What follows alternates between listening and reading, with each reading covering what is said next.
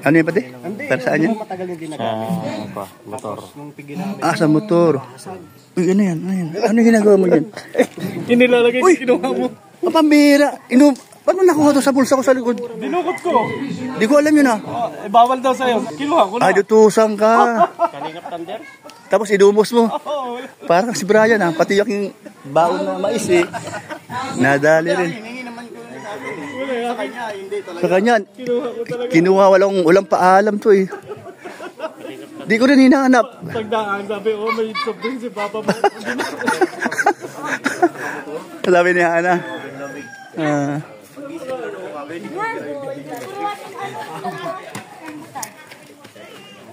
Ayan po.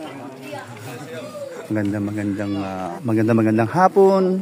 Ito po ribbon cutting sa bahay ni Ingkit. Ayan. At siyempre po, nandito lahat ang mga Kalingap partners. Ayan, ng aming kasamahan dito. Ayan, nandito si Kuya Val Santos Matubang at yung anak niya at asawa niya. Si Ate Edna Vlogs, Kalingap Rob.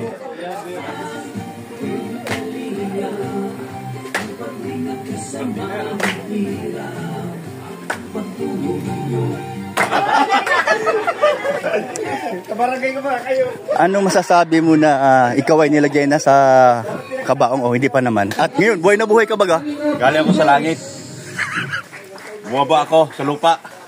Lumabas sa kabaong at umatin dito. Buhay na buhay ka? Hindi ako namamatay. Siyam ang buhay ko.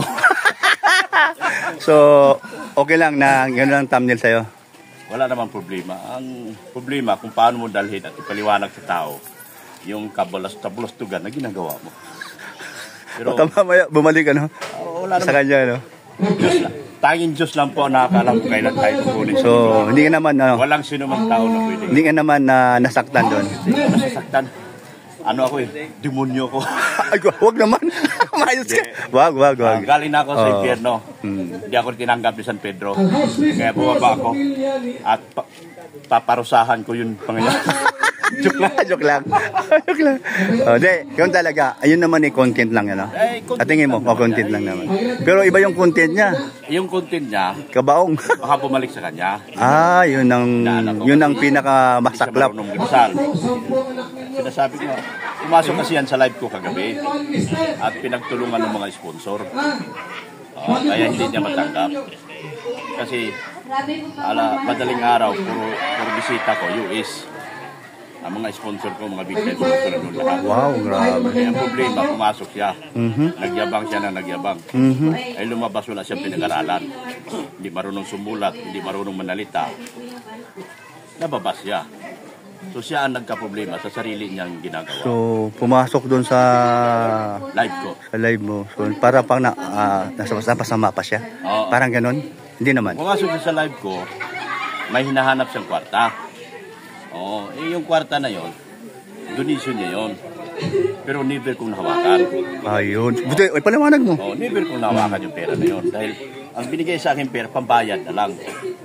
Kalahati doon sa ginawa ng sasakyan ko. Ang kalahati doon, sinagot ni Kalingap Rob. Pero never si Kalingap Rob nanumbat. 40,000 ang binayaran ni Kalingap Rob. Okay, Pero never nanumbat si Kalingap Rob. Siya, 10,000 lang binigay niya. Kung kanino niya man naibigay, wala akong alam. Basta binigay sa akin, may nagbigay sa akin pera, ganito na kadami. Okay. Sabi ko nga, kung totoo kang sponsor, Okay. hindi ka dapat mapaghanap. Pera na binitawan mo na, hindi na dapat hanap. Hinahanap niya sa akin. Siyempre mga sponsor nandoon. Naku po. Hinahanap niya 10,000 lang. Okay. Siyempre, anong sabihin ng mga tao? Mayabang siya. Naku po. At hindi naman siya talaga kalingap. Wala na. Wala din sa Kalingap. Ang dinadala niyang pangalan yung kanyang inaanak. Ang hamon ko sa kanya, kung ang sponsor ko hindi taga-US, taga-Bisaya, taga-Cebu yung aking sponsor, pinagawan ako ng bahay halagang 5 milyon. Ay, sus. Kung totoo kang sponsor, pagawan mo yung inaanak mo ng sariling bahay. Oo. Worth 5 million. Parang hinahamon mo ngayon, ha? Hinahamon siya. Oo. Kung totoo siyang mayaman, kasi kilala siyang mayaman. Kilala siya. Sabi ko, kung totoo kang sponsor at totoo kang tumutulong, pagawan mo itong inaanak mo, kasi itong mga inaanak mo, hampas lupa. Oo. Hampas lupa itong inaanak niya, gawa ng gawa. Ako ginagawang content araw-araw. Alam ko ang hinihingi nito, makakuha ng sponsor. Diba? Kung ikaw na lang sinusundan araw-araw sa mga live mo, mga videos mo araw-araw, kung ikaw sinusundan, ano ibig sabihin nun? Punterian nun, sponsor. Ngayon, ang sabi ko sa kanya, sponsor ka man, nagmamalaki ka mong sponsor at mayaman ka, hinahamon kita, pagawan mo ng bahay itong inaanak mo, worth 5 million. Kung totoong mayaman siya. Kasi sabi ko, yung sponsor ko, taga Cebu. Hindi naghahanap ng 5 million. Wow, 5 grabe million yan. Pinagawang bahay, hindi, wala ako narinig. Kahit ano. Ayan, no? Oo. So, ito yung hamon sa kanya. Yan ang hamon ko sa kanya. Kasi yung patay gutom tong inaanak niya. Patay gutom talaga. Kung hindi ka patay gutom, bakit ka nagkukuntik sa kalingap? Dahil hindi ka naman kalingap. Wala kang kinalaman doon. So, sa madaling salita, kaya ito ngayon, humaba ng kwento ngayon, napapasama. Siya, tama. Siyang masama. Oo, siya Dahil napasama. Siya magiging content lahat ng mga reaktor niya eh. Oo. Kung sino man yung nasasaktan ako, di ako nasaktan. So, ngayon, ano ang magiging sa kanya ngayon, message? Dito sa nangyari na sa thumbnail ay may kabaong doon. Okay lang naman, ipagdasal niya sarili niya, baka mauna siya. Yun ang sinasabi ko. Pero kung tutusin talaga, magpapatawad ako. Okay. Lagi man ako nagpapatawad. Pero sana, hindi siya mauna. Oh. So, ibig sabihin, dapat hindi ganoon ang kanyang hindi dapat ganoon. Kasi, kumbaga, masamang pangitain yun eh. Masama yung pagitain. Oo. Baka mamaya kasi siya galit na eh. Oo. Eh ako wala akong galit yung isa. Wala naman. Paano ako mamamatay ngayon wala akong galit? Paano ako mamamatay kung wala akong kaaway? Siya lang ang ginagawa niya akong kaaway. Never ko siyang inaway. Ako itong ginagawa niya content araw-araw. Okay. So, anong payo mo sa kanya para sa kabutihan? Para sa kanya? Sa kanya, magdasal siya. At kung totoong sponsor siya, huwag siya manumbat. Huwag siyang maghanap. So, okay. Nanunumbat pala. Nanunumbat talaga? Nanunumbat pala. Kahit sa Kuya Bang reaction na niya dati, nanunumbat. Nanunumbat. Sabi, ako, wala man kung sabi ko nga, meron ka mang naibigay sa akin ng 10,000 doon sa pinagawa ng sasakyan ko. Hindi ko yun nahawakan. Ang nahawakan ko buong pambayad na. So, hindi ko alam kung kanino yun. So, wala akong kasalanan doon. Bakit hanapin mo sa akin yung 10,000? Yun lang. Oo, di ba? Ayan, no? So, ito, mabuti at pinaliwanag ni Dr. Love sa aking channel. Salamat, Dr. Love, ano? So, at least, mayroong mensahe na hindi dapat i-thumbnail yung ganung senaryo na hindi magandang pangitain. Ay, sa totoo lang, ang dami niyang kaso eh. Itatanong ko pa sa lawyer ko kung anong pwede kaso sa kanya doon sa ginawa niya. Kasi nasa Italia siya eh.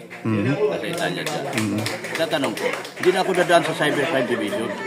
Diretso na. Ako sa private lawyer, magtatanong muna. Oo. Magtatanong muna ako kung ano ang pinakamagandang gawin dito. Dahil lahat ng pagkikita sa kanila na, namatay na ako. Adik ako. Oh, grabe, ano? Lahat yung patutulayan. Okay, salamat ha. Oh, bye-bye.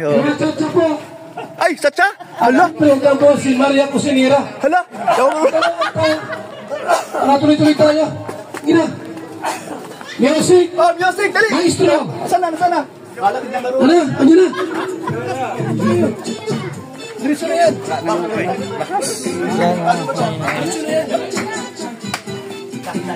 Satsa, ha?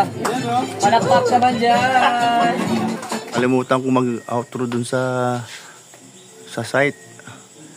Sila Ingkit, ano? So, yan. Salamat po sa inyong pagsuporta dito po sa aking upload, Kuya Brooks Vlogs. Ayan. Salamat po. Ingat po kayo. And God bless po sa inyong lahat.